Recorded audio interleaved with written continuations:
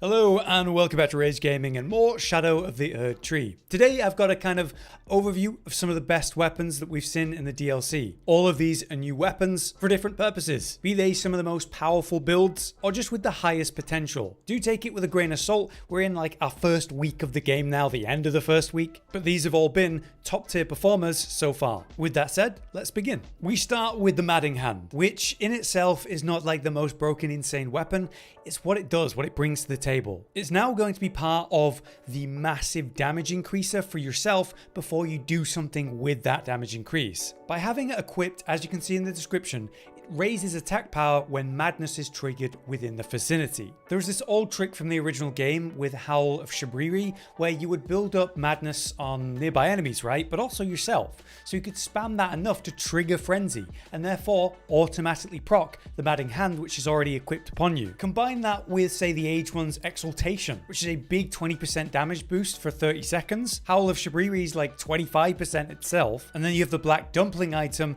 for another 10% for a full minute. And it turns out these buffs are multipliers. So it's over 70% of a damage increase, just flat out. So let's say you apply this really potent buff concept to yourself and then go into a boss fight with that buff going, relying on something else entirely. Maybe not the Madding Hand, but like say Josh here with the Pest Threads, the new version in the DLC. Look at that output, the potential of increasing your damage that much and then relying on something else. So it absolutely needs to be in this list, but the weapon's not necessarily being directly used, obviously. So that's why it's like our first mention. Next up though, number 9, we have the Starline Sword. This is just a really cool katana in its design, in the fact that you've got a katana moveset. It's both physical and magic, which is always a nice combination. And as a katana, you get that free bloodlust buildup as just part of it. All of that's good, but obviously it's the On's line of stars, the Ash of War, that steals the show. It's a long combo with many strikes that ultimately leads with you dashing up into the air and slamming down. Landing most of this combo twice usually leads to a bleed proc. Running successive hits means the AR starts to scale. The DPS potential of spamming this Ash of War is actually very high. Problem and why it's lower on the list is that you have low poise with this weapon, so it's very easy to interrupt during the Ash of War. Even so, you can see how against smaller enemies, humanoids, we can stagger them infinitely, or bigger enemies, if you time it right, you can get that burst off all the same. So it absolutely deserves a mention. It's just hard to place fairly because it's so interruptible. Next up, we actually have two weapons, although I'm going to lean more on Sword of Darkness here than I will the Sword of Light. These are two unique weapons. You can only get one per playthrough, but obviously you can just have a friend drop you the other. But the idea behind them is really cool. With the Sword of Light, you have the Ash of War Light. So you do this amazing animation above you, deal a bit of damage around you. But the main thing is a body buff that enhances your holy damage specifically. So you can pull the sword out, apply the ash, and then put it away, unequip it, and you'll still have that buff for holy damage. Meanwhile, Sword of Darkness, it does the same thing,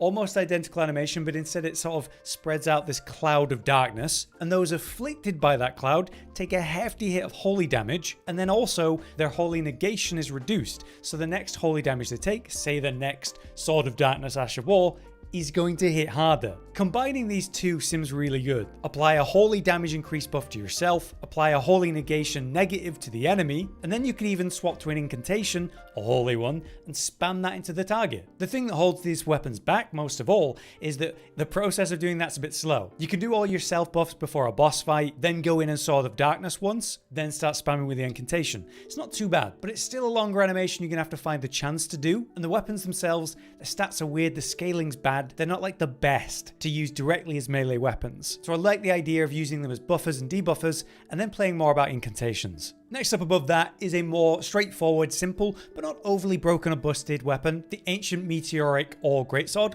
which a lot of people rate pretty well. It is another colossal sword with physical and magical as a mix, and the Ash of War is quite unique. White Light Charge has you summon this white light from within the weapon. You charge forward, piercing a foe, and then you can also cause it to explode with that white light, dealing magic damage. That's pretty good, especially for AoE or catching out, certain punishes, gap closing, using it even as a dodge. But the raw power of the weapon is certainly respectable. You're heavy hitting with a colossal sword, even just doing jump attacks or full heavies that charged up, relying on the Ash of War to reach for a little bit more punish when not usually available for a colossal sword. I do like it, and I think a lot of people are talking about it for good reason, but I also don't think the output is busted or nuts, so it's on the lower end of the list. That brings us to an absolutely iconic, very popular weapon for the DLC. It's Ronaldos' twinblades. This is a extremely effective weapon against enemies with lower poise, because with the light greatsword that you've got dual wielded, you're able to attack super quick. They're longer weapons, so good range, starting with a thrust on the light attack, and then you move into these sweeping blows that are good for dealing with multiple targets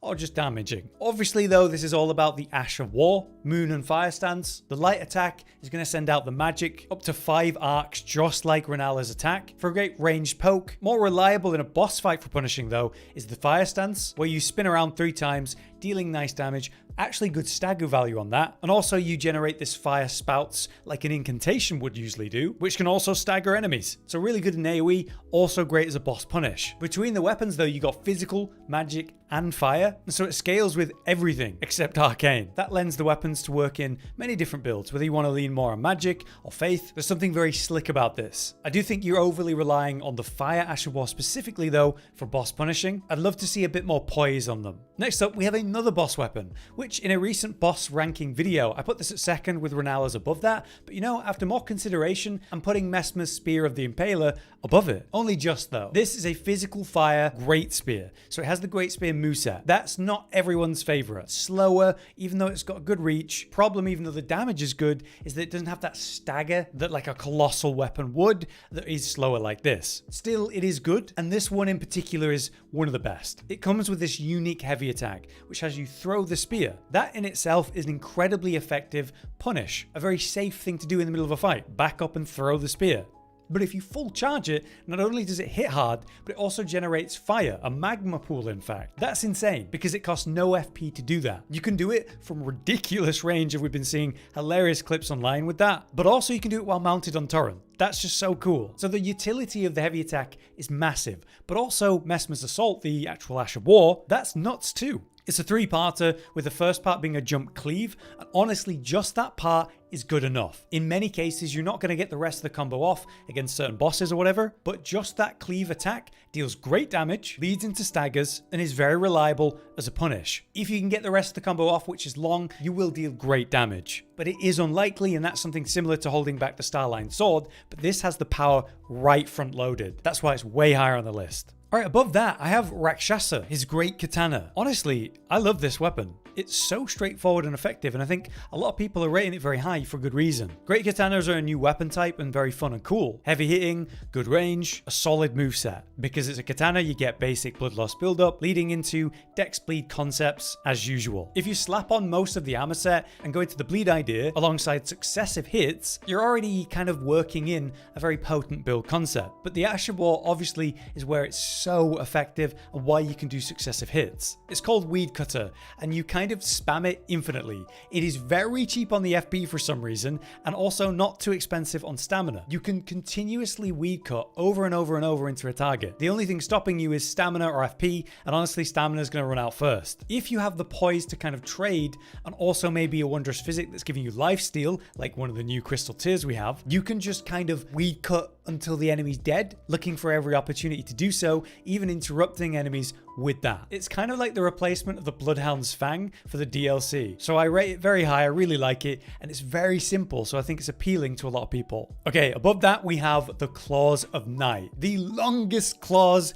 just look at them. A mix of physical and magic. And yes, it comes with blood loss buildup, and that's an important part of why they're so good. The blades are only semi-corporeal, according to the description, so they can't be fully guarded against too. It does come with this unique Smith script style heavy attack, so the heavy attacks can launch the claws. You send 3 at a target and you can charge it up. But way better than that is the unique Ash of War scatter shot throw. This is a shotgun of throwing the claws. You spread out a massive pile of them. The closer you are to a target, the more you hit. So the more burst, the more successive hits, the more bleed. That leads to absolutely insane potential if you're able to spam out a couple of these ashes back to back. Obviously, it does leave you a bit exposed. You've got very low poise, but the potential is there. The output is very high when played and used right. So don't sleep on these.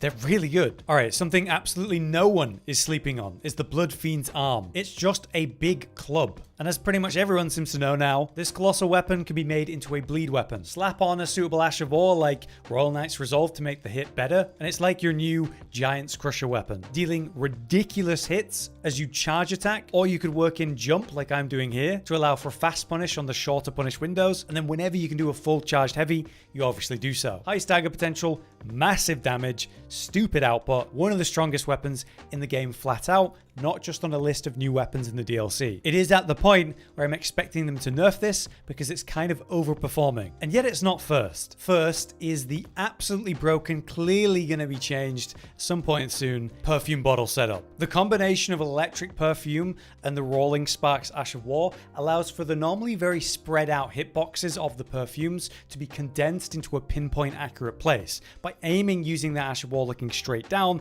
it's popping for ridiculous damage. But that concept does not apply only to that electric perfume bottle setup. It's obviously just optimal or best in that. Though, that's not a realistic way to play, really. You're doing the like frenzy self buff, you're taking that crystal tear that hurts you to deal more damage. It's not realistic for your average player, but it is obviously incredibly effective to set up before a boss and then basically one-shot it or destroy it. That's appealing and very useful to many people.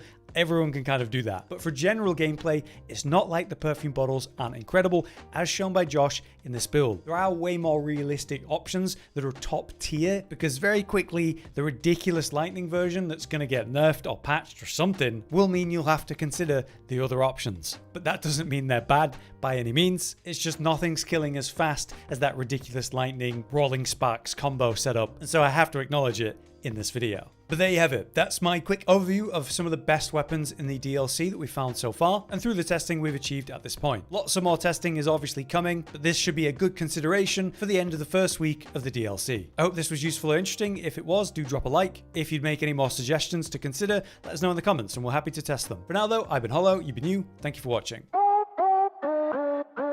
Josh, Cotton, and Hollow with the videos, dropping the humor like a hammer on your tippy toes, bringing entertainment on a daily arrangement to take our insanity and turn it into entertainment. Yes, I said entertainment twice, to reiterate that it is nice to look into your faces on a mostly daily basis when you let us in your homes to make the whole world a stage.